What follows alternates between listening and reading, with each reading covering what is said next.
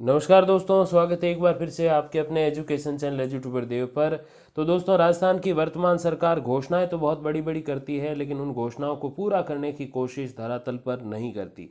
इसी संबंध में अगर हम बात करें तो एक घोषणा 1,000 पदों पे जो की गई है कॉलेज लेक्चरर या यूं कहें असिस्टेंट प्रोफेसर के संबंध में, तो उसमें एक बड़ी बात ये निकल के सामने आई है कि उससे पहले जो वर्तमान वाली भर्ती चल रही है असिस्टेंट प्रोफेसर 2020 वाली, उसमें अभी तक रिजल्ट जो है बहुत ही ज़्यादा धीरे जो है निकाले जा रहे हैं। इस हिसाब से देखेंगे तो अप्रैल महीना भी गुजर जाएगा उन सारे रिजल्ट्स को आने में। अगर ऐसा होता है तो अगली भर्ती से पहले जो प्रोसेस रहेगी ज्वाइनिंग की, उससे पहले डीवी की और इंटरव्यू की, वो सारी कम से कम 5 से 6 महीने का समय लेगी। तो नेक्स्ट भर्ती आने में 1 साल से भी ज़्यादा समय लग जाएगा। अब सरकार घोषणा तो एक बार कर देती है, लेकिन उस घोषणा को अमल में कैसे लाना है, उस घोषणा को धरातल पर लागू कैसे करना है और जल्द से जल्द उसे पूरा कैसे करना है, इस ओर ध्यान नहीं दे रही। और इस दौरान जो विद्या संबल योजना में गेस्ट फैकल्टीज लगे हुए हैं कॉलेजेस में असिस्टेंट प्रोफेसर के पद पे, उनको जो है 31 मार्च को शायद घर भेज दिया जाए, मतलब कि उनका कॉन्ट्रैक्ट समाप्त होने वाला है। हालांकि इस संबंध में सीएम साहब से 15-20 दिन पहले मुलाकात भी की, जो गेस्ट फैकल्टीज लगे हुए थे उन्होंने, और कॉन्ट्रैक्ट बढ़ाने की मांग की है। तो ये भी एक गुड न्यूज़ आपको मिल सकती है अगले 2-3 सप्ताह में, अगर सरकार बढ़ाना चाहती है। और मेरे हिसाब से बढ़ाना भी चाहिए, क्योंकि वर्तमान में जो मैटर चल रहा है उस हिसाब से अगले 6 महीने तक भी कॉलेज लेक्चरर परमानेंट वाले नहीं मिलने वाले। तो तब तक के लिए तो एटलीस्ट बढ़ाया जा सकता है। बाकी देखिए सरकार क्या चाहती क्या नहीं, कुछ ही दिनों में पता चल जाएगा। अब देखिए बात करते हैं हम आज नागौर की। तो वहाँ पर महिला कॉलेज की स्थिति खराब है, 85% जो पद है वो खाली है। और ज़िले के जो मेन कॉलेजेस हैं जैसे मिर्धा कॉलेज वगैरह, तो उसमें आधे से ज़्यादा पद रिक्त है। देखिए क्या अपडेट है। जिला मुख्यालय के BR मिर्धा कॉलेज और श्रीमती माडीबाई मिर्धा महिला महाविद्यालय में व्याख्याताओं के अधिकतर पद रिक्त होने से विद्यार्थियों को प्रवेश के बाद परीक्षा कराने और डिग्री देने की औपचारिकता निभाई जा रही है, पढ़ाई नहीं होती है। महिला शिक्षा को बढ़ावा देने वाली राज्य सरकार के दावों की पोल नागौर के महिला कॉलेज में खुल रही है।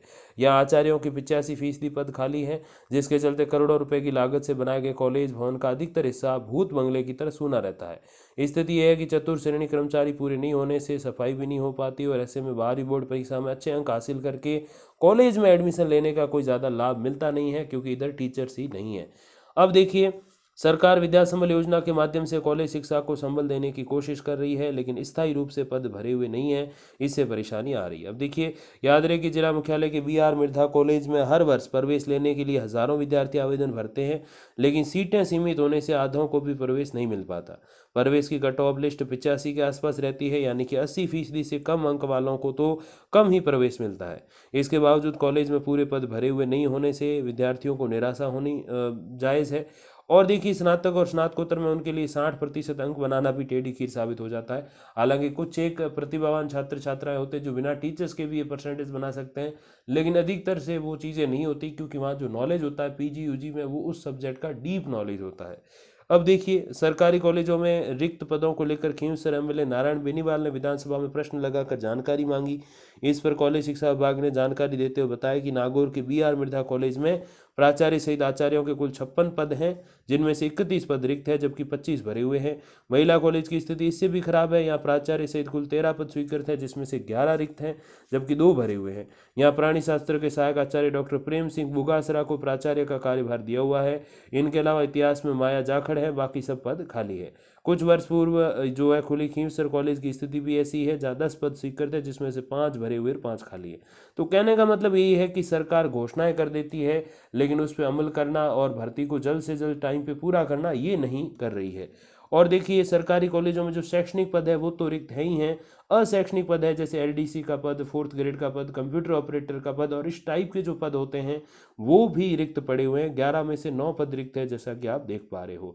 तो ये जरूर सरकार को सोचना चाहिए कि केवल घोषणा करके वाहवाही लूटने से कुछ नहीं होता, उस पर अमल करना पड़ता है। या तो विद्या संबल में जो लगे हुए उनका कॉन्ट्रैक्ट बढ़ा दें, ताकि बच्चों को अच्छी शिक्षा मिल पाए, उनके अच्छे से एग्जाम्स हो पाएँ और सारी जो प्रक्रियाएं वो एकदम सही तरीके से हो सके। और अगर ऐसा नहीं करती है तो वर्तमान भर्ती जो है उसके 3 महीने के अंदर पूरी प्रोसेस कर दे, अगर सरकार चाहे तो पॉसिबल है।